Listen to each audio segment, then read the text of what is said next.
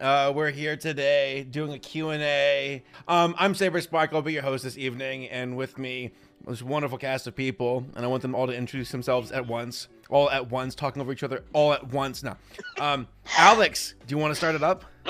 Sure. Hi, I'm Alex. I voice the Ringmaster Kane. This is kind of my first major role in anything, so it's like I'm still not quite used to all of the goings-on that comes with all of this, so please be gentle with me.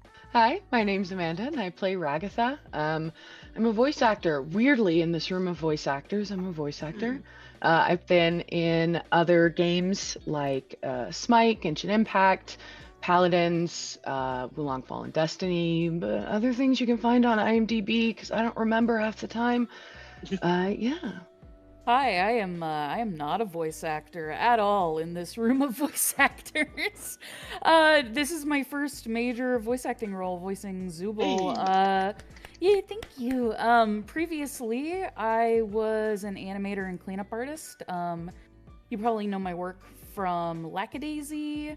I was cleanup lead on that. I worked on the Animaniacs reboot as cleanup. That's cool. That's awesome. Yeah. And I have my own little animated show, Farfetched, that I'm leading. So, yeah, voice acting is very much out of my purview, so it's very exciting to be on this. It feels so weird to know that I commissioned you like 5 years ago to do a little thing for my YouTube channel. We've known each other since like what, 2015? I think even further back. We were both, back when we were both babies, and now look at how things have changed. I was like, Ashley, can I commission you to do a little thing for my YouTube channel called Christmas Crap? My name's Lizzie Freeman. I'm the voice of Pomni, and you might know me from a bunch of other anime and video games like Rent-A-Girlfriend, Licorice Recoil, Genshin Impact, and JoJo's Bizarre Adventure. And I'm so excited to be on this amazing digital circus adventure with all of you wonderful people. Hey. Hi. My name is Marissa Lenti. I am the voice of Gangle in this, which has been a lot of fun. I've never really gotten to do one of these like indie animated things, and I've always wanted to, so I'm like really happy it's this one. I mostly do anime voiceover. I've been in shows like Fairy Tail, Attack on Titan, and One Piece, but the thing I'm most known for is one of the playable characters in Borderlands 3, Moze. Very different from Gangle, very different, and it's been very fun to put out stream clips as my VTuber and have people tell me that I'm lying because I sound nothing like Gangle. It's been a lot of fun. Monster. Bold. I'm also in my spare time. I'm a VTuber, Vixen. She's Christmas themed. It's very, very fun. That's awesome. I can only imagine people showing up to your stream being like, "Wait, you're a voice actor. Why aren't you constantly voice acting?" And it's like, why? Wait, you're telling me you're a person as well, and it's just a performance? What? I don't believe it. Sounds fake, but I'll be watching you. Hello, I'm Michael. I'm no stranger to indie animation. I've been in a few of those things. A few? A few. I was Rocky in Lackadaisy, and in Murder Drones. Has-Been's pilot is Angel Dust, and a few other ones. Hello. It's secretly our goal to just get cast in any indie project that Michael is in, because that's how we know which ones are gonna get like super popular. Michael. Yeah, I'm curious, Yeah, Michael. mark of quality. I mean, like, do these like showrunners show up to your place with like offerings and they bow down and they like have like I'll be blood on their honest, forehead? a lot of just that they're my friends. And they're just like, I want to work with you because you're my friend. You know that meme with the swordsman like prostrating with the sword in front of the giant looming figure in the background? It's like that, except it's a shotgun mic instead of a sword. Yep. Hi, I'm Sean Chiplock. I voice Kinger, who's also a royal, and I'm suffering from a cycle of success because since the release of Digital Circus, everyone and their mother wants me to narrate their fan fiction as Kinger. They send me the script, and I read over it, and I scream in nightmarish horror, but that's precisely what they wanted from me as Kinger, so I send that off and get paid. I just don't know what to do with all this money. Please help. I'm drowning in it. I can't get to my bed anymore. This is awful. No, but you may have also heard me in such things as Daddy Warbucks in my 3rd grade play of Little Orphan Annie, the Great Deku Tree in Breath of the Wild, which is the reason everyone played it, and Mishima Yuki, who is such an overpowered character that he never showed up in any Persona game after the 5th. Amazing. So that's the thing I have to ask. This wasn't my question I had in mind, and forgive me, Andrew, for starting with this one. But like, has there been an inquiry by a fan where they're like, "Hello, voice actor, this is my script. Check it out. Can you tell me what you think, and if I can borrow your essence for it?" Have you all gone through that threshold by now? Is that like kind of like a Yep. rite of passage? Oh yeah. Some Oh, fans yeah. have wanted Zooble to call them some really interesting things. Oh yeah. Ashley, no. Are you kidding me? was the price worth? No, I'm joking. I feel like that comes no with the price worth territory. it. No. No, I mean, I feel like the actual big question I wanted to ask you all, because I mean, you all are voice actors. This isn't your first dance, but what has happened with the pilot or the first episode of Digital Circus is something that is just unreal. Like, I was sitting at my desk and I'm like, wow, that's nearly half the population of the US has watched this one video. That's insane. I feel like this is like gangbusters level of success. I mean, has it really, like, I mean, it's been over a month now, but like, where do you all stand with just soaking in that success, that victory, to be like, oh my God, like, this is for real? Because I know for some of y'all, you've done this dance before. Well, for others, like Alex, you mentioned this was like a big breakout role for you. Like, can you all tell me about your experiences and thoughts about the success of Digital Circus? Can I just tell you how my last just over a month has been? Please. Please. Okay, so episode comes out, starts doing good. It just snowballs and snowballs. People start asking me to do stuff. I go on vacation to California. I propose to my girlfriend. We get home. We're both getting sick. I can't do any of the work that people are asking me to do. Now I'm still catching up to it, and the number's still increasing. It's great. It's just a little much. Busier than you've ever been. Yeah, it really is busy. Oh, and I also have a job on top of that, so it's like, Oh man. That's a lot. it's a bit of a juggling act, but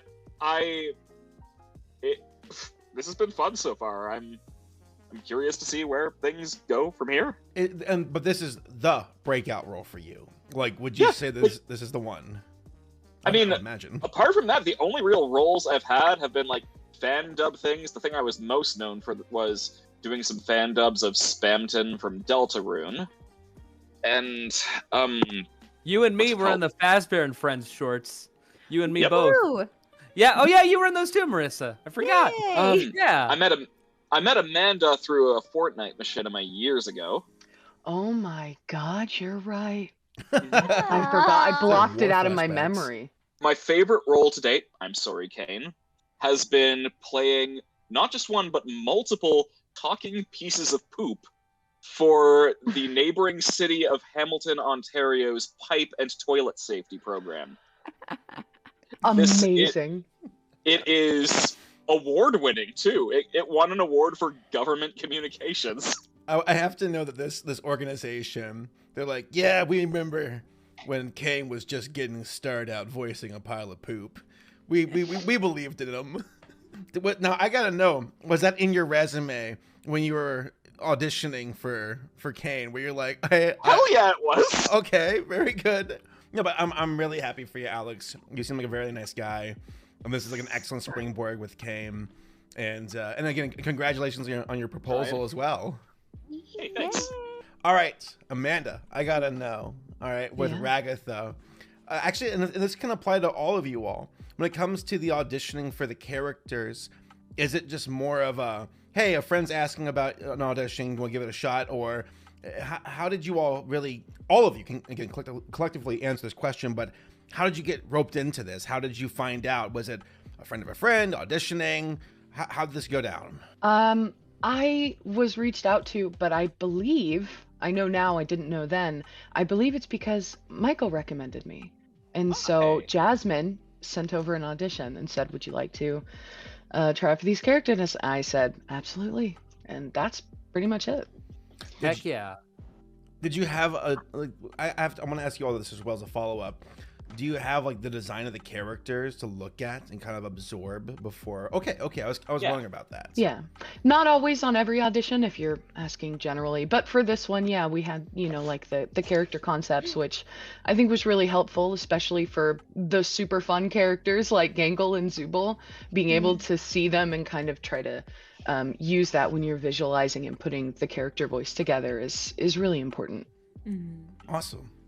Meanwhile, I was basically precast as Jax because Goose already knew me. Goose, like months before I even knew Digital Circus was in the works, messaged me and said, "Can you do a decent Raggedy Andy kind of voice?" And I said, "I could try." And then months later, I got the auditions from Jasmine at Glitch, and I saw the audition sheets, and I was like, "This looks a lot like my friend Goose's style," and I realized it was. Nice. Yeah, so it just all worked out. I mean, it seemed like the role was made for you. As soon as I heard the voice, I was like, "Yep." Another banger for Michael. I first got in touch with Glitch when they were casting for Sunset Paradise. I believe, that was for the character Meggie, and I believe it was LC who recommended me for that part. And we worked on that show together, and it went pretty well. And I got this round of auditions when they went out. Excellent. Yeah. Marissa, what about you? A very similar story. Just got the auditions from Glitch. Ended up auditioning for all the characters except Pomni. I skipped Pomni because I was like, no, someone with a natural cutesy wootsy little voice is going to book that. Michael. Yeah, Michael. Obviously, Michael. Yes. But I will say, as far as the response is concerned, I have been very lucky in that all the Gangle requests that I get are very wholesome because she is a small baby bean, which is rare for me because most of the characters that I play in anime are dominatrix types and that sort of thing. Mistress Sadie in One Piece comes to mind. My character in No Guns Life comes to mind. So all the requests I usually get are a lot.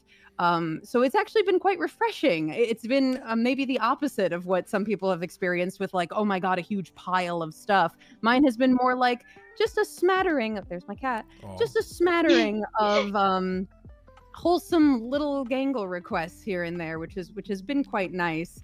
The one hilarious thing I was not expecting, because I didn't quite grasp how big this had the potential to be, is I did watch the pilot episode on my Twitch because I was like, oh, this is a fun thing to share with my audience. And it wasn't a proper reaction video. I didn't have a lot of insightful commentary. It was just me and my friends watching it and being like, wow, it came out so good.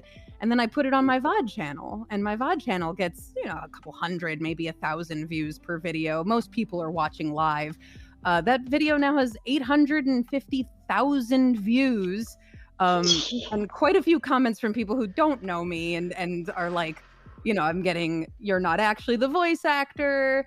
Oh, this is not really what I expect from a reaction video. And I'm like, I'm just a streamer, man. I didn't expect anyone to watch this. I thought it would get 200 views and we'd move on. So it did sort of impress upon me oh, wow, this world that I've never gotten to step into, this indie animation world, it is alive and it is thriving in a way that I could not conceive of before this. And now I finally understand, the great news about fielding requests and figuring out what is good and what is bad is that we have a group chat. I've never had this much cast camaraderie before either, which has been very cool. We have a group chat where we share memes and we share pictures, and we also talk about what is okay to do, what is not okay to do, what would Goose want? This is Goose's project. We want to respect that more than anything else. So it's been nice to just be able to talk to everybody and just be like, hey guys, what do we think of this? What do we think of doing a little comic dub? And where's the line? And where do we stop? And where do we start? So it has been very, very nice. I've actually had quite a nice experience, which has been heartening. Aw. That's sweet. I not to steal away the wholesomeness. Talking about Gangles, though. Talking about, it's been refreshing because you usually do a bit more lewd, I guess, use of dominatrix kind of stuff. I was scrubbing through my Twitter feed, and I'm not sure if y'all have seen this art. There was a pinup drawing of Gangle, that I'm like, how the hell did you make a piece of string, or ribbon look glued? And I'm They like, figured it out. they figured it out. They cracked the code. They have their The ways. internet finds a way. Devil works Yeah. hard, but fan artists work harder.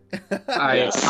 I have already come across things of Kinger that I'm not the least bit bothered. I find it hilarious, and I have to You've like shared pause. some of I have that. to. I know, but no. The stuff I have not Oh. shared. The number of times where I've had to sit there going, okay, would they find this as funny as I do, or would this get me silently banned from the chat? Here, I have to ask Lizzie for you, because again, Oh, like no. you're the main character, all right? Oh no. I feel like I scrubbed through all the content farm thumbnails, and I'm like, what are they doing to Pomni? Leave her alone. But like, you're a seasoned voice actor, so for you in particular, what has your experience been like, just absorbing all of this? Because I was told, and I'll keep the names on the DL, that you went to a convention recently. And that the reception to you being there and folks knowing that you're a Pomni was, they said that you had lions wrapped around like blocks of the convention. Yeah, I was just at LA Comic-Con, and I was literally just tucked away in the vendor hall in like the armpit of the convention. And every child that passed my table like would rubberneck or point and Pomni! They all, it was weird if a kid didn't know who she was. They all knew her, and their parents were also like, yeah, I watched it with them and it was really cool. We both liked it. And like there was one little, it's kind of a sad story. Should I share it, guys? I shared it in the chat. Is that okay? Make us cry. Yeah. Yeah. Well, I don't know if this one will make you cry.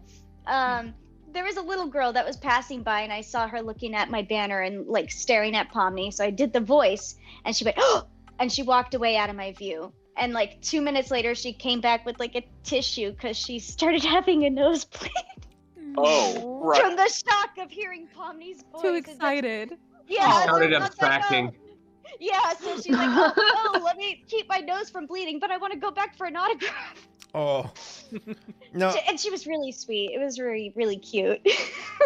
The improv question we want to ask here is that like with what you all have contributed, with what you're currently a part of, it feels like it's bridging a gap in a big way, where for a long time I feel like voice actors online, that's cool and all, but like I feel like the legitimacy you all have brought to the table, and with these new generation of people who have an appreciation for the internet, for the online space, for the work, the culture, the grind, that you're being recognized, and it's inspirational for a lot of online creators who have respect for you and say, hey, it can be done. So like, what's your all sentiment about that? Because I feel like I'm not sure you quite realize that you all are blazing a trail that like many will now be able to follow and say, we can do it too. Putting on my couch philosopher hat for a minute or two, I actually would say it's really just us being a part of the trend that was going to naturally develop as the next generation grew up. 5-7 years ago, people started talking about how the quality of anime dubs was starting to skyrocket in general, and a big part of it was because the people who were now acting and performing and directing in those shows were the folks who grew up on Toonami, who grew up on anime. So now you had people coming from a place of passion that were like, I've always wanted to be a part of this industry. And when you get passionate people in those positions, you're going to naturally end up with a better product. I was almost going to touch on earlier with what you were saying about, the propensity or the ability of this project to get so big, when actually I'm not at all surprised that indie animation is thriving in a time where, Warner Brothers and a lot of other companies are just ripping shows off the market left and right. Disney Plus ripping their own like major IPs off to throw them in the vault.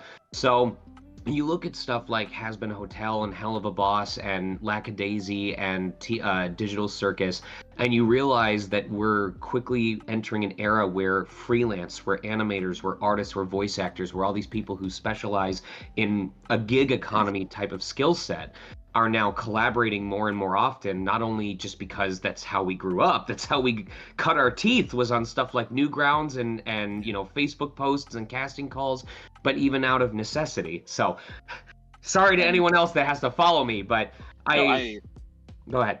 I wanted to build off by just saying, like, ironically enough, you mentioned the studio system and how much of a mess that is. It kind of makes me think of the old slogan to MGM Studios, which is Ars Gratia Artis, which translates to art for art's sake. And I feel in a lot of ways that's what we're doing. Yeah. Well said. Just not really as much about like the profit or how much things can be sold for tax write-offs, Zaslav, but you know, like actually making something that we're passionate about, something that we believe in and we want to express and share. I mean, if I can tie this back to your earlier question about how we got approached, like I mentioned Spamton from Deltarune, the dubs I did of that, and I just thought I played chapter 2 of Deltarune the night it came out, sleepy, sleep deprived. I say, oh hey, that weird salesman guy, he seemed funny. I'm gonna dub him tomorrow, and I did, and I had fun doing that. Yep. Like Sean said, like I've been watching a lot of not really much anime, but cartoons I grew up on, and so I feel like I've developed like a real, I guess, affinity for like the wacky energy of cartoons, and I brought that to the table for Spamton, and now Kane. So, and to cycle back to the whole idea of like art for art's sake and everything too, a lot of indie animators and people making these shows, a lot of them do it at a loss. Like they're not actually making a profit. Yeah. They do it at a loss because they enjoy doing it. They want to get their vision out into the world, and that's something you don't really see in the industry, because if it's something that they want to make that doesn't necessarily adhere to all of these things that producers and the studio overhead want, it's just not going to make it. It's going to get shelved. You do not go into indie to make money. You do not at all. You have to go into it because you love it. Every indie person as far as like showrunners go, I've heard the exact same sentiment, Ashley, where it's like you don't go into indie animation to make some lucrative profit. It doesn't exist. You go in there because, believe it or not, you're an artist and you believe in that artistic pursuit, which I want to ask you about, Ashley, because like you're a well-seasoned soldier. You've done multiple dances. You're a voice actor. You're a showrunner. You're an animator.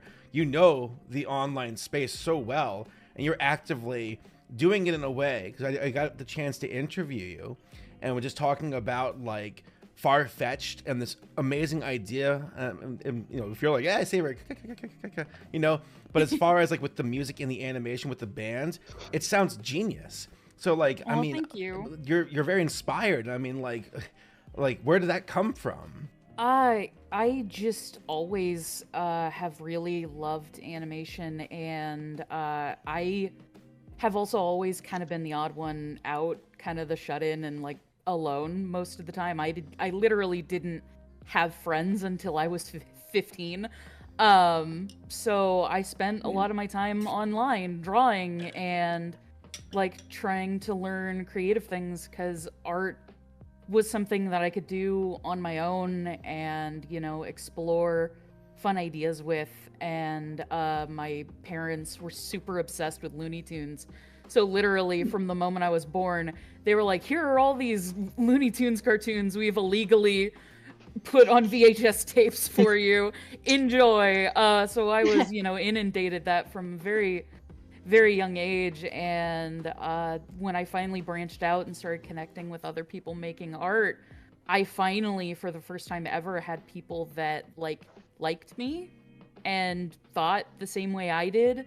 And now it's really cool, like being able to be surrounded by just this massive group of people who have all come together under the indie animation umbrella. And like what I was gonna say earlier about like, how you started or how you got here, or like why you're doing this. Like when I was 15, I tried to get into voice acting, and I was actually cast as one of the main characters in a comic dub that I really wanted to be in.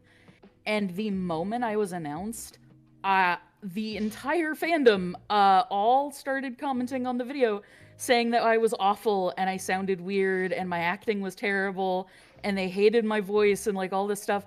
And that made me drop voice acting for the next 15 years, like entirely. I was like, okay, I'm just going to stick to the art side of things. This isn't for me. But thanks to incredible people like Goose and Michael, that Goose gave me this opportunity and Michael really encouraged me, I finally got back into it and got over that fear. And that's another thing that's just amazing about the indie animation community, is how much everybody cares about each other and wants to support each other. Love it. What that has to be cathartic for you to be voicing, and you're a good voice actor. Oh, But I'm certain these folks would be shaking in their boots if Oh, you're like, "Have you met my boyfriend?" They're like, "Oh shit!" You want to know the most ironic thing? So that thing that I got kicked off of was the comic dub for the webcomic The Black Blood Alliance. And the background artist and one of the main artists for the comic is Fable Sigel. And they are the director on Lackadaisy. Hell yeah. The show that I am cleanup lead, compositor, tool builder, and now voice actor on. So it's all come full circle. So screw those people. I now get to work directly with one of the creators on something very big and very cool. It's inspirational.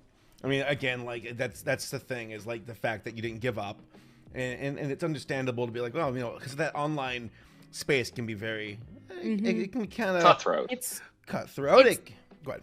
Yeah, it can be so killer when that is your first experience, or even if it's not, when people just immediately, for lack of a better term, shit all over you, when you're starting out. And it's important to remember that things can change, and that doesn't mean that that's how things always will be. You shouldn't just give up. You should keep on trying and keep on going. Oh yeah. Sean, What's up? do you play chess? Do I play chess? Yeah. It was one of the many things that I tried out when I was younger and quickly got tired of, just because the amount of quiet time in between each move would drive me crazy. Mm-hmm. You'd think as an introvert that I would be plenty capable of doing very little minute by minute.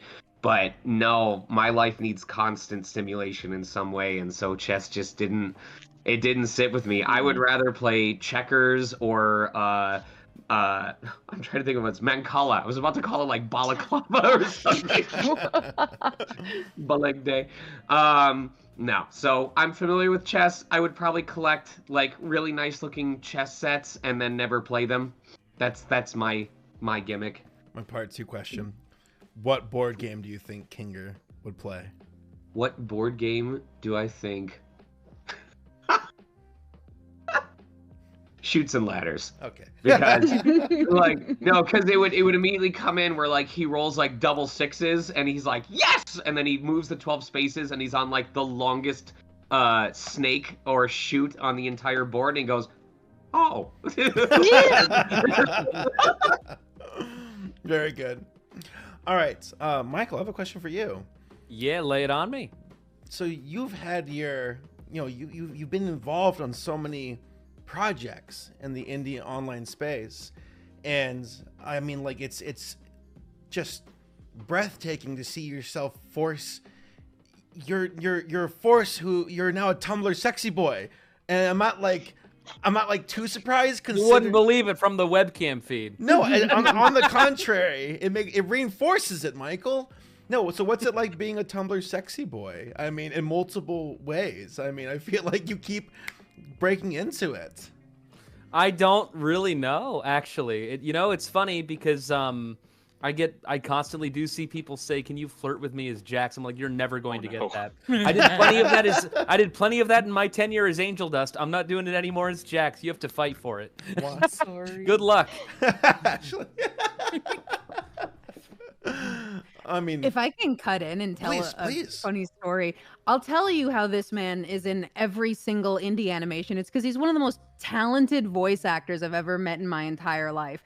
No, stop. We were on a Danganronpa fan game together, and this dude played 3 characters, and I could not tell that they were all the same person. Legitimately could not tell. And I was like, I gotta get this guy on my casting list. And that was the beginning of me sending auditions to you and you starting to work on some of my stuff, because it was just that's 3 people coming out of one guy. Insanity. So for those who don't know, Michael and I live together, and every now and again I will hear the disembodied voice of some creature on the other side of the house, and I will genuinely not realize it's Michael for a good second. Here, I can do this for Ashley in the distance. Hold on, let me turn all my noise stuff down so you can hear it. Hold on. Here, Oh, like no. Ashley will just be in the other room, and she'll just all of a sudden hear.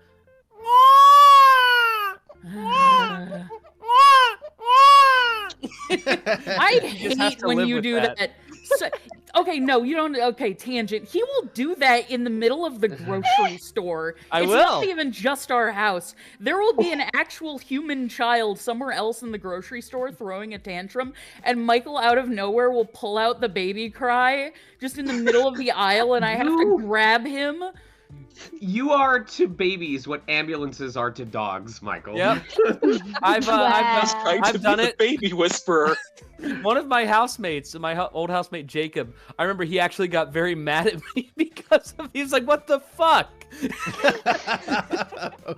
We don't have kids. Where's that sound coming from? Well, when we did the Glitch X stuff, Michael, and this applies for the other voice actors who are involved, because we're doing our lines, getting ready with Jasmine, and getting ready to perform, and you all flipped the switch and started voice acting, and I can't act. I can't act to save my life. And I'm just like, how do they do it? Like, because I record lines for my videos, and I sound like a robot. And there's this nice calmness and smoothness, and the way you all can just flip, it's like a lens at an eye doctor.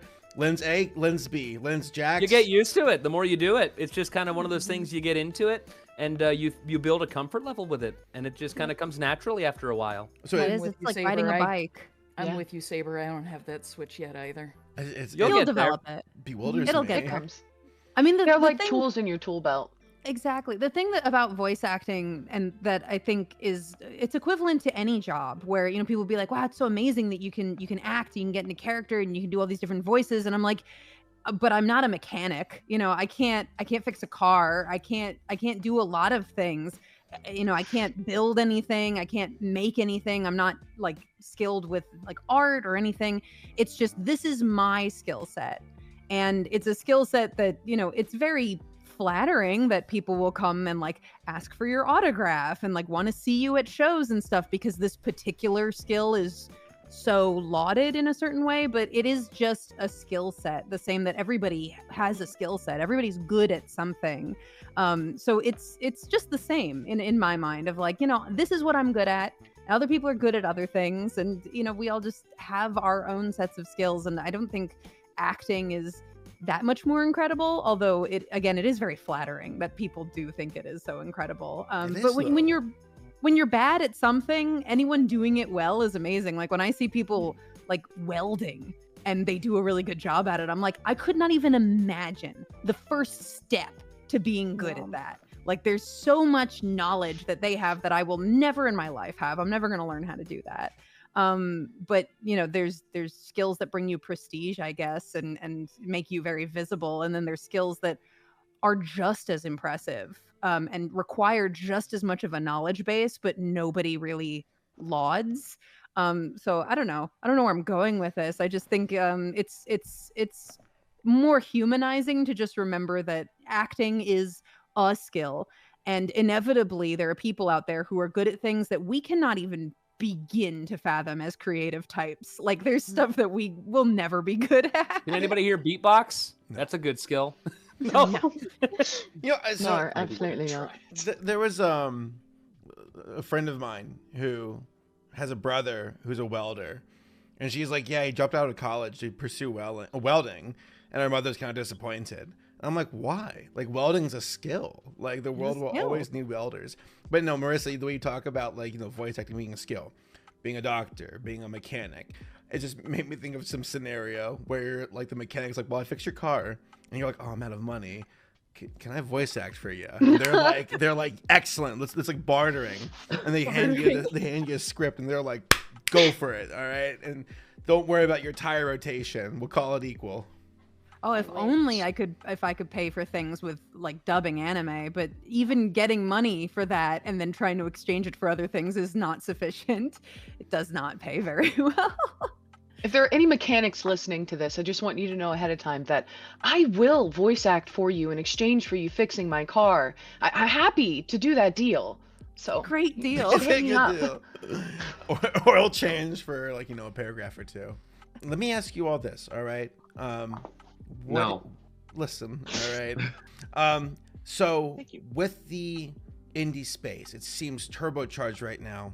for indie animation, and I want to know where you all think it is going. What does the future hold for like with YouTube and indie animation and just organic creators in general? Where do you all think this is heading? Where the industry seems like it's in pure chaos right now, it seems that hope lies in the indie creator, and I want to know what you all think about that. Open Look table at question. Digital Circus's viewpoint or view count. It's crazy. Like, it is already the most viewed animated like pilot on the internet, which is insane.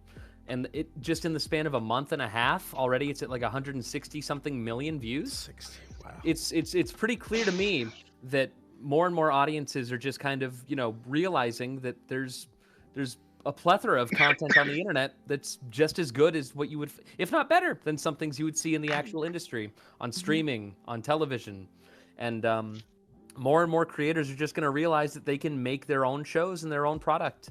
And we're going to just see more and more of these independent cartoons come about. Yeah. I already know many people that are already trying to make their own shows, that have been trying to do so, but are just, They you know, keep emailing reinvigorating. us, asking us to Yeah. voice Kinger. They do. Yeah, exactly. But I feel like also with like the release of Procreate Dream, that's gonna make a huge yeah. boom of indie Exactly. content in these coming years as well. Mm-hmm. And I Absolutely. you know, I can't even begin to fathom, because I worked on an indie animation show, Epithet Erased, if anyone's heard of that one.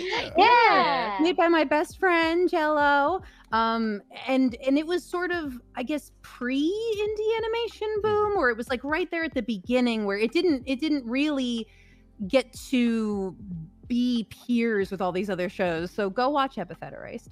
But I worked on it. I was the casting director, and we worked on it at Soundcade Studios, which is the studio that I work at, which is, I guess you'd call it an indie recording studio. We've worked on a lot of bigger projects now. We've dubbed a lot of anime, but this was sort of before that. And I was like, wow, you know, this is really cool. But the one thing that I could say, like, I had no idea where indie animation was going to go. But the one thing that I did say is I was like, I hope it does not go the way of people feeling like, wow, this is great. Let's see if we can get the industry to pick it up and get legitimized by the industry. I really hope that people kind of recognize the power that they have, you know, putting things on the internet in accessible places and using indie voice actors, because I love indie voice actors. I love indie voice actors so much. I started putting them in anime as soon as I had the opportunity. I was like, ooh, I get to choose the anime voice actors now. Soundcades is the reason I've got any anime work, really. So The dragon. I love you as that exactly. dragon. It was Love so you in Dragon fun. Ghost I had House so much Hunting. fun doing that role.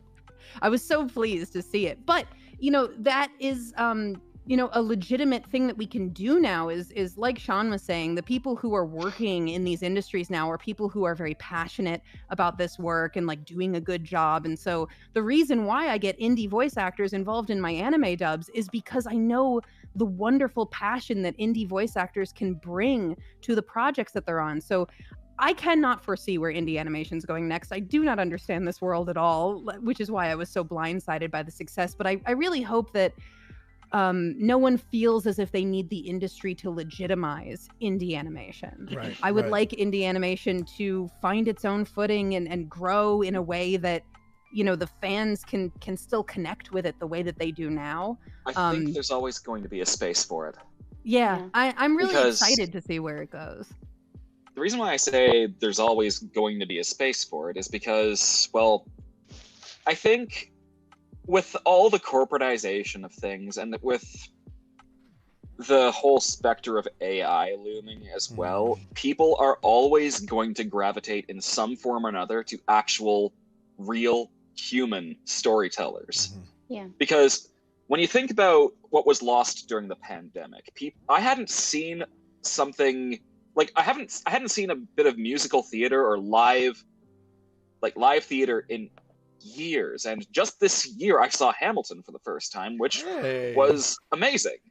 And the thing is, like, you can't replace a stage or a person that you are in the same space as with AI. No.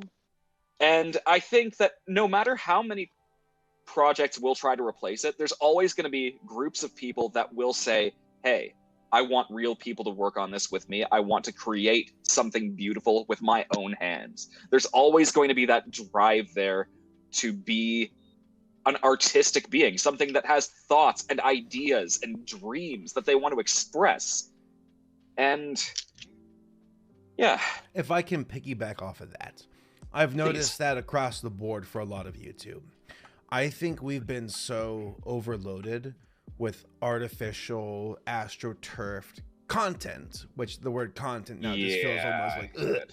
It's almost like there's this counterculture going on right now for sincerity, for organic, real, tangible stuff from real people.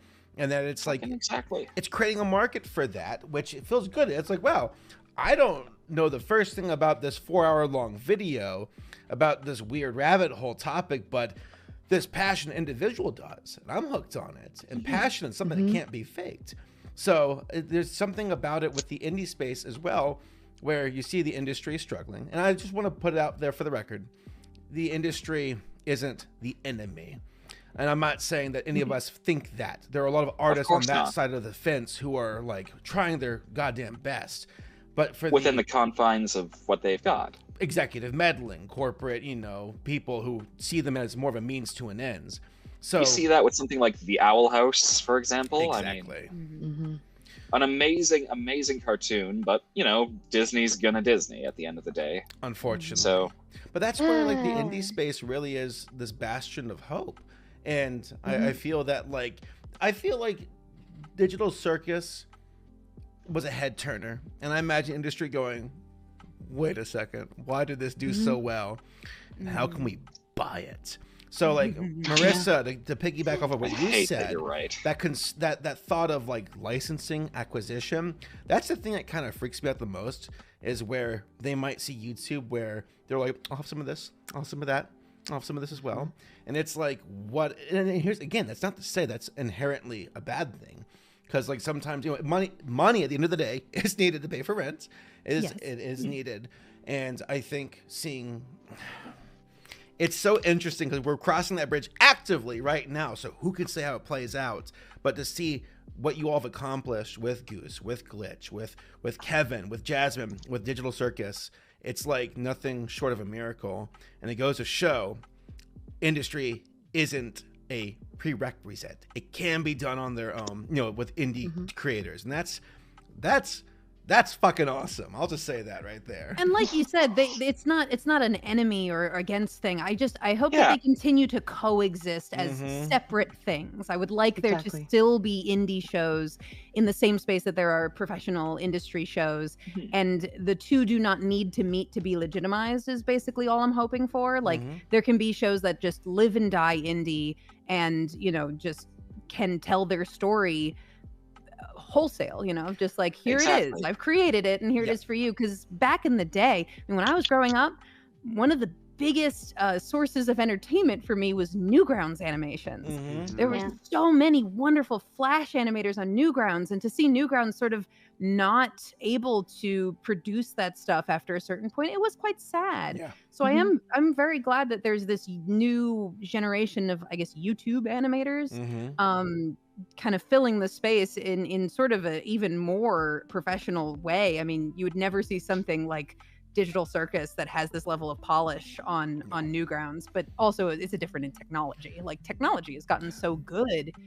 It's crazy. Thing. That's another big thing, is like this creeping like expansion of accessibility for an audience, for financing, for the technology on the hardware, the software.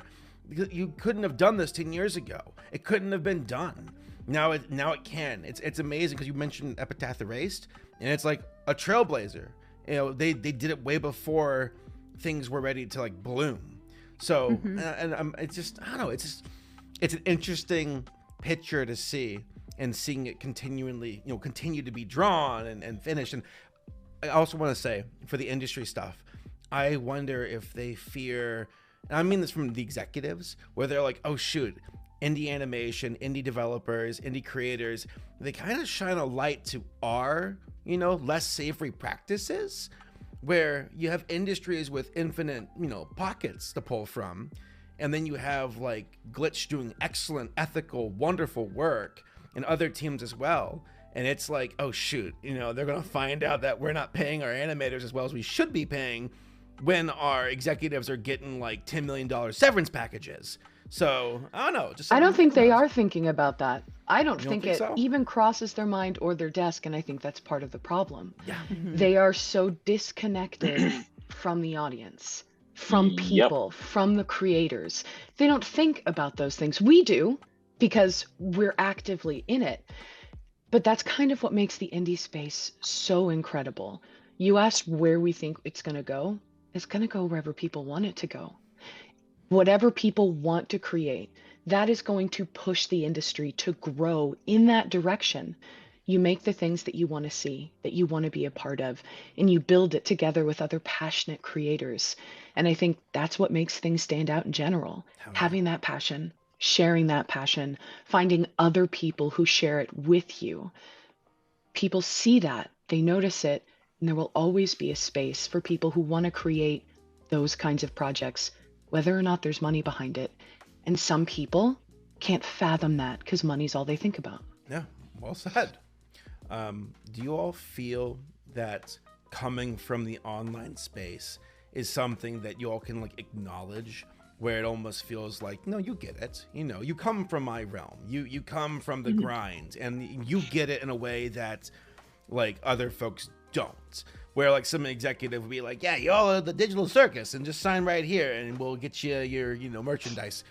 Versus like, whereas we talk to, like the Glitch folks who do run this on the business side, but they get it. They understand it because they come from the online space. I mean, do you all feel that as well? Yeah. It's because they're not in the business world. They're not CEOs. They had to learn business, but they started in the art space. Whereas I think it's the reverse for someone like, I don't know, Bob Iger or Zaslav. Like, they're from the business world, working in an artist medium, and it's kind of like they're trying to wear a suit that doesn't quite fit them. Right. Oh, and there is a benefit to being business savvy. I mean, course. one cannot understate the fact that it takes a lot of money to make these things. Again, going back to, you mentioned Epithet Erased again, my friend Jello, who ran that, he was like, I want to make sure I pay everybody properly. I want to make sure that this team is rewarded for their passion and for putting that passion into my show. And he was like, yeah, it like bankrupted me for the entire year. It's one of those things where there are benefits to having someone who's very business savvy to kind of look over all your numbers and be like, this is what it's going to be, gamers. We're going to cancel your show because it's not going to work out. Or, to have the passion of just like, I'm going to make it work. I'm going to fund it. I'm going to make it happen. I have so much respect for him for making sure that everybody got paid properly and putting all of his own money into creating this thing.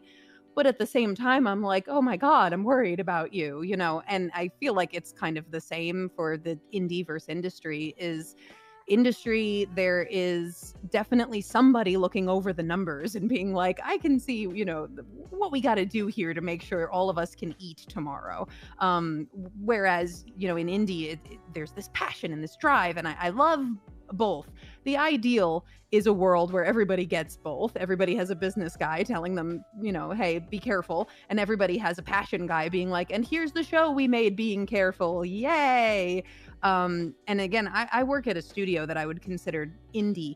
And we've worked on a lot of projects where I'm like, let's get, indie voice actors in here because they bring a lot of passion. But then sometimes it's like, man, you get the guys that have been in this industry for a million years and they come in and they just knock it out of the park so easy. You don't have to teach them anything. There's benefits to both. It's the marrying of that sort of those two worlds that is really, really cool. I just want to see a world where people can choose the path that they take. They go, I stay in the indie space, or I'm going to go industry, or I'm going to do some kind of weird fusion thing, but they pick, they know what is required for their project, and they don't feel pressured to go one way or the other. One should hope for that sort of thing. And also, shout outs to, the animators and the voice actors who do work primarily in the industry space. It is a path that one would choose because, again, people got to eat. I really, really hope that as this sort of stuff evolves, we see splinters, just going into all these different directions of like, what can I do with the indie space, and what can I do when I'm in the industry space? What do these resources afford me? Fingers crossed. Oh yeah, well said. I have a hard-hitting question. I know it's been a line of hard questions, but what was y'all's favorite starting Pokemon for everybody? I got it. Squirtle. Ooh. All Charmander. time? Yeah, Charmander. Charmander. Okay, I heard. Michael, did you say Squirtle? I said Squirtle. Yeah, I'm with you, bro. Yeah! I'm gonna be the bro. renegade here, Squirtle. and I'm gonna choose violence with 2 unorthodox picks. Let's hear it. Pikachu from Pokemon Yellow, and Rowlet. Okay. No, those No, are Rowlet's a good Rowlet's one. a good pick. Rowlet's a solid. good pick. That's solid. I was straight up water type for every generation until X and Y, and then Fennekin finally stole it from me because the Fox was cool, and Delphox, the final evolution, the fire psychic typing was super cool, and it wasn't firefighting for once. But I may have started out with, Squirtle, but like X and Y ended up being my favorite game in the franchise, and having that Delphox on my team was just super cool. So Nice. Will I get censored if I say Weed Cat? You'll be Sprigatito! He's so cute. bans from this Christian server. Now, my dear, you can't smoke that ganj in here.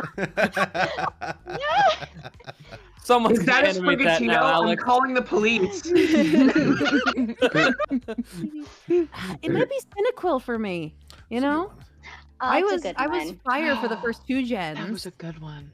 And I love Gold and Silver. I know Gold and Silver as like a game, people have a lot of critiques of it, but the vibes of Gold and Silver are so Yeah. good. That day-night cycle, the Oh, yeah. music, it's so good. So I might have to Maybe go they with haven't Cyniquil. aged the best, but they're my favorite. They're my favorite experience playing Pokemon. You really had to have been there, like when the day and night system you couldn't cheese. It was Like you it had to was- wait for like new daily events. That was just the coolest thing back in the day. No, sitting in you're the right. back of my parents' car, nighttime, waiting for the street Yeah. lamps, dude. And it was me and that Cyniquil against the And also- world. Aww. And also the inevitable heartbreak when your when cartridge's battery died and you couldn't Mhm. save anymore. Yeah, and also the inevitable heartbreak where I have all of my Pokemon from Gen 3 onwards transferred up to the most recent game. I'm that Oh, person. yeah. So the fact that we couldn't go from Gen 1 and 2 to 3, like the transfer system as it stands now only started in Gen 3, broke my heart so Yeah. much. I missed On my Gen 1 and 2 Aw. Pokemon On the flip so side of much. that, imagine you're a piece of data abandoned for the better part of a decade. Finally, Don't- the sweet release of death is approaching, and then Marissa Lenti transfers you over into Pokemon Bank, and you are My- brought back to life again. My first shiny ever is 15 years old now. I have had her Jeez, they since can- Pokemon Ruby. Go to college Are- in 3 years. Are the Pokemon and the Pokemon Bank going through the same type of existential dread as the amazing, Yes. amazing digital circus? Don't make me characters? feel these things. Lizzie, don't make me feel these things. Don't say Gooseworks that. is like, Let shut me up, live in shut up. bliss. Box after Yeah, you're just box. giving Goose ideas. Sleep. Squirtle and Charmander and Don't Bulbasaur. hurt me. Don't hurt me like this. And Pikachu. Yeah, what you think? Ashley, what about you? Well, Fair as a start. legendary myself. Yeah, I said Charmander. Oh, I that's have right. been fire type for like every generation. I'm embarrassed to say that when I played Pokemon Blue when it first came out back in 1920s, and I couldn't figure out how to get out of the house. No. Oh, I couldn't figure it out. I spent a week and I'm like, this is the stupidest game ever. And I'm like, I couldn't get out of the house because I didn't realize the doormat meant the Oh, exit. you had the same problem I did. I cried Yeah. because I spent. That's the 20 rite of minutes. passage for Pokemon, right? Oh my gosh. Saber honey. Bulbasaur. I was stuck. I just want to get my Squirtle. Okay. Saber, I may have one that actually beats it for a legitimate reason. Go ahead. So, in the original days of Gen 1, I had 150 out of 151 Pokemon. I had a legitimate Mew from a Nintendo event at a Toys R Us. This was not a cheat. This was not a hack. It was a legitimate giveaway. The only one I was missing was Tauros, because Safari Zone would not give me the capture rate to get a Tauros. So I'm sitting in a Joanne Fabrics while my mom is shopping around, and this group of kids sees that I'm playing Gen 1, and they go, "Hey, are you playing red or blue or whatever?" "Yeah." "Do you know about the missing number trick?" And they teach me how to do it. But here's the thing. They weren't like secretly telling me what to do, knowing it would mess up my file. They straight up warned me, if you do this, do not save your game because it will screw it up. What happens when you tell a 6-year-old not to do something because it's going to make crazy things happen? They do it. So I ruined my one and only chance to be a genuine Pokemon master. No. Corrupted my save and had That to is start over. heartbreaking. The Mew. Oh, I'm it's so sorry. That's painful. I can do you one worse. You ready for this? It's No. not. Okay. It's not No. technically How does this Pokemon. It's Game Boy though. I had the Okay. big old brick-looking gray Game Boy back in the day. And I want to talk to you all today about stupid child logic, like Sean's, no. but 10 times worse. Oh, For whatever no. reason, I thought, wow, these AA batteries have lost their charge. I know how to charge them. I'll put them in my mouth. And for whatever reason, my saliva will supercharge them. So I remember putting the batteries in my mouth and going, and I put them back in the Game Boy. And I'm like, it worked! Because it did work for a little bit. And I'm sure my saliva had nothing to do with that. And I'm sure that the battery poisoning is why I am the way that I am. But the shock on my mom's face when I was like, "Mom, I need some new batteries," and she's like, "Okay." And I'm like, "Wait, hold on. I can probably get a little bit more out of this." And I remember just putting them in. I was like, looked at her, and she's like, "Spit those out, Steven!"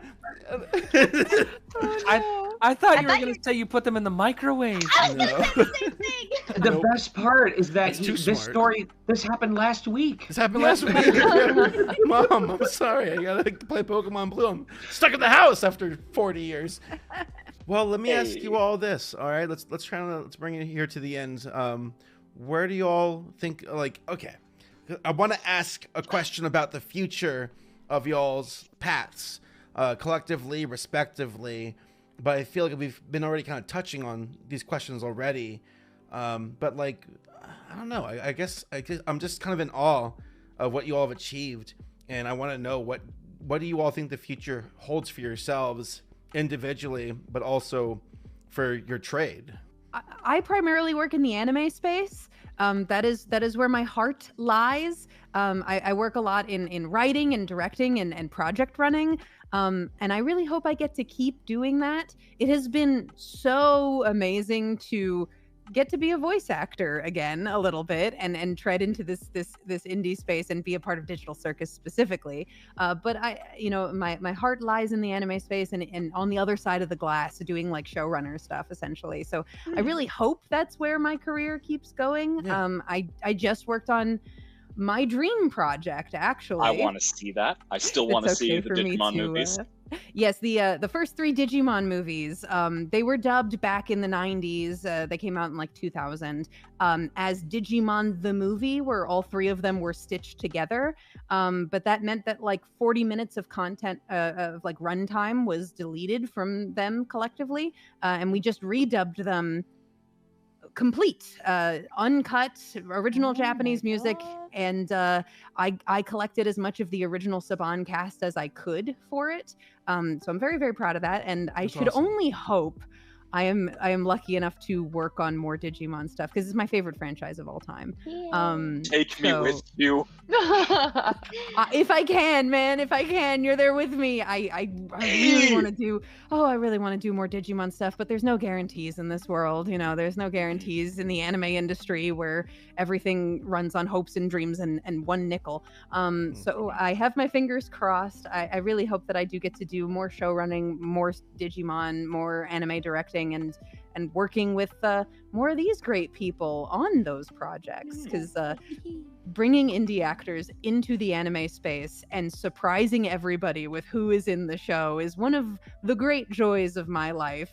Many epithet erased actors and actors I worked with on Death Battle show up in my anime dubs as like lead characters, and people are always, who the hell is this? And then they get to experience Who the hell they are. who the hell they are, just Yeah. amazing actors giving these amazing performances. So I'm really crossing my fingers that the future holds more of that for me, because you never know. When you close up, especially in anime production, you're like, that might be the last one I ever work on.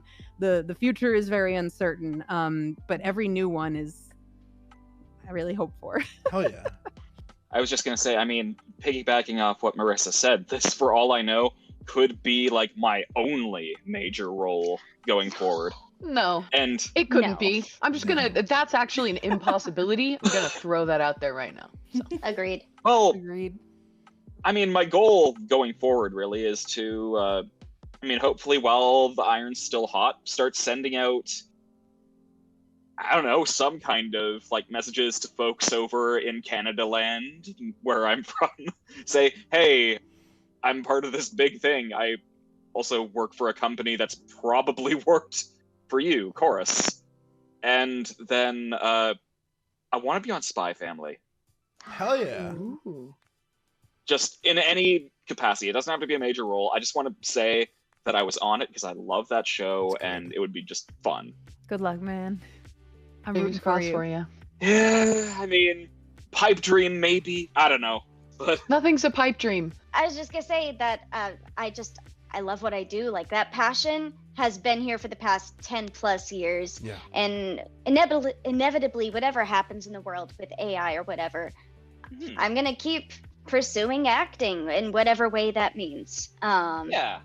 How I've done that my whole life, and I'm gonna keep making that happen. And if it's in the indie sphere, that's great. If it's anime, that's great. Just whatever I can do, because it's what brings me joy. Yeah. Well said.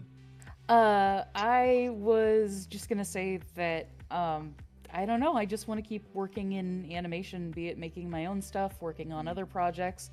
Like, just being in that sphere is the priority to me, and what I really, really want to see, and maybe if I'm lucky enough have a hand in, is helping shape the indie sphere into being something that actually is profitable.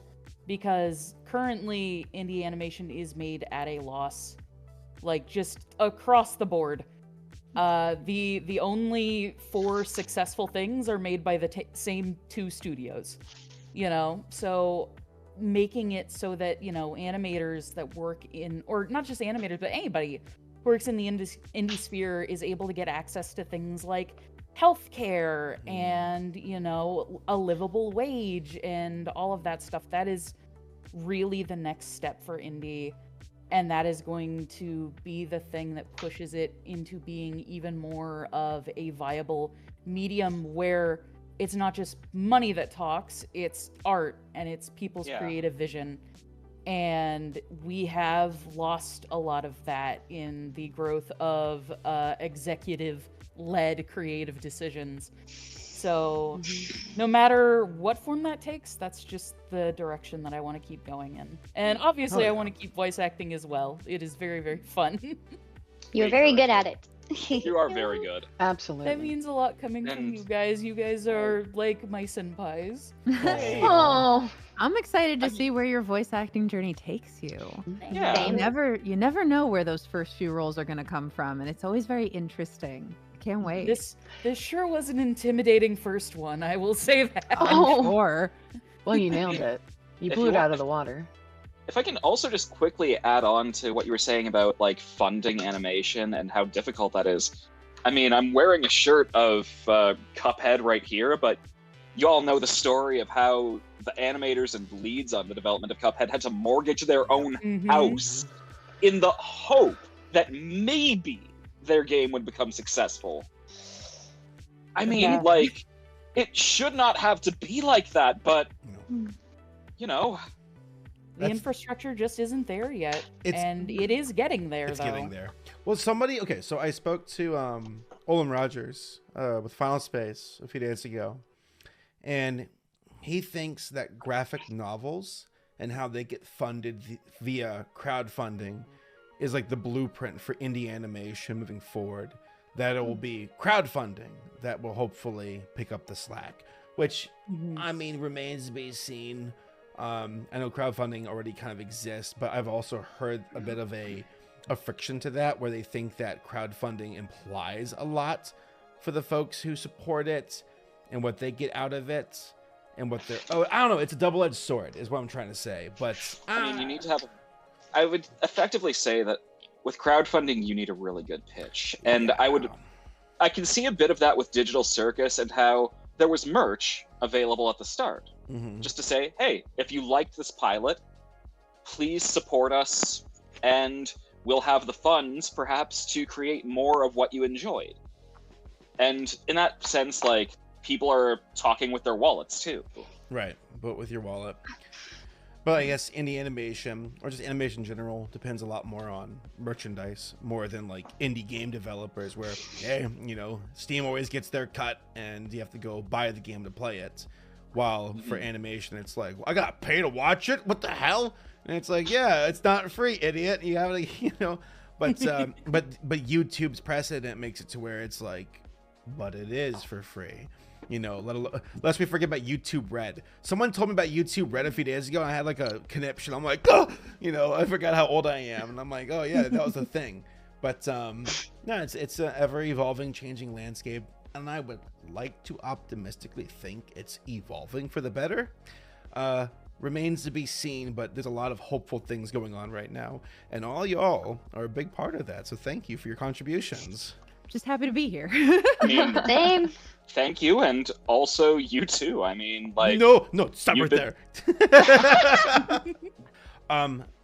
I want to rally viewers of this video to support you all actively. What can we do to support you all? You know, give us shout outs, respectively, for your social handles, for your projects. What can we do to support your pursuits? Oh, real quick before all of us plug ourselves, I just want to say Goose and the Glitch team also should be getting all of your support, the animators. Absolutely. Oh my God. So if you guys do want to see more Digital Circus, please go buy the merch. Yeah. That is how they are funding the show right now. And I want to see more episodes of the amazing Digital Circus. That's for sure. You know, as voice actors, we get to be very much the public face of a lot of the stuff that we work on, but our contribution is actually quite small. You know, we record an episode and then it goes off, and 1 million people have to put 1 million hours of work into it in order for it to come to fruition. So please give Goose your support. Oh, yeah. Please give the entire team your support. Look in the credits, find all those people. If you like their work, please follow them. Well said. But then when it comes to us, if you would like, we're going to be doing a signing where we're gonna do autographs for the amazing Digital Circus for the very first time, and we have custom artwork. I believe a lot of us have custom artwork that is going to be unveiled for this autograph signing. When we sign, it'll be on streams. Is going to vary from person to person, so definitely as everyone names off their socials, you should follow the individual people that you're interested in. I will physically show up to each person's house. I will go above and beyond. My socials are at Marissa Lenti for the most part, Twitter, Facebook, everything, Instagram. But I will be signing on my Twitch, which is Vixen_VTuber. What about you, Alex? I'm on Twitter at AlexRoshanVA. And my YouTube is where I post occasional shit posts and archives of all the very silly things I did when I was a teenager. You can find that as just Alex Roshan, or if you're a real one, Peanut3423. You can follow and support me anywhere that you want to, and I may or may not post content on that platform, but you are welcome to follow me, and I will be just the Clippy everywhere. If you are interested in getting any of my signatures from Streamily, I will post about that on Twitter. You are welcome to follow me also on Instagram or TikTok, and I hope that you aren't disappointed when I never post anything on there. But you can tag me and show me all of your beautiful artwork and your creations. It's the highlight of my day, going through and looking at all those tags, all the fan art, all of the cosplays, getting to share stuff in the group chat. look at all Yes, of please. this stuff. It's great. So please continue to do that. I'm on Instagram too. Same thing, Alex Roshan VA, but I don't use it too much. This has given me an excuse, though. Ashley, how about you? Yeah, you can follow me. I'm just Ashley Nichols Art everywhere. Twitter specifically, I am Ash Nichols Art. I know it's very confusing. Or alternatively, if you want to support more indie animation, you can check out my project Farfetched. It's just Farfetched Show on Twitter. That gets activity way more than my account does, because that is all I do at this point, basically. So, yeah, either check out me or that. Really, folks listening, support Farfetch. Check it out. The launch, it's imminent, so we can actively be part of that like springboard. So just now's the time for all the folks who are like, I wish I was there for the first day of Digital Circus being on YouTube. It's like, we'll be there for Farfetch. Let's be really pushing that engagement. Show them the love. Yes, you can find me on Twitter at Lizzie R. Freeman, and on Instagram, I'm Lizzie_Freeman_VA. I really should make them all the same. Marissa, I think you already said yours, actually, so I think we're good to go. I did mine. All right. Michael, we know where to find you. No, I'm joking. You know where to find me. Where can we find you? You can find me on Twitter and most places as just Kovox, Kovox. Couldn't get it on Instagram, so I'm mkovox on Instagram.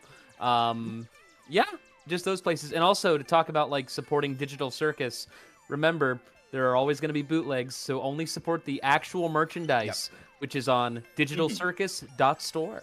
They do it That's all the real way to in-house. support the show. They do it All in-house. in-house. Yep. Legit quality stuff, like just like the show. They're doing it by themselves, which means you get the top quality from them. So, like Michael said. Yeah. All right, Sean, how about you? Well, good news, Michael. I am the owner of Kovox on Instagram. And for just 20% of your future residuals on your next indie project, I will gladly hand it back over to you. But We'll talk about it in DMs. assuming that's a no, and/or you show up with a 2x4 at my house later tonight. My Twitter is VA Sonic Mega, voice actor Sonic Mega. My Twitch and basically anything else is just Sonic Mega. I think the only case where Sonic Mega is not me is a German Spotify copycat site where someone took it before I could register for it. Those sons of guns. Sure. But Twitter is where all the announcements happen. Twitch is where all the streaming happens. And so if you're a big fan of RPGs and watching people who are not speedrunners manage to break the games anyway, check me out sometime. Hell yeah. Well, thank you all so very much for your time, for your Thank answers, you. for Been a pleasure. everything. We love you all. I want to keep supporting you, and here's to an incredible future. Thank you for your incredible do the taste in thing? flannel. Oh, I do it the old way. Wait. I My the old arms person don't way. move. I'm encrusted in pixels. I can't. Is that good enough? Is that good? Wait, no, Yeah. your ears are making an upside down heart. You Yeah, just yeah, gotta yeah. show your There we heart go. upside down.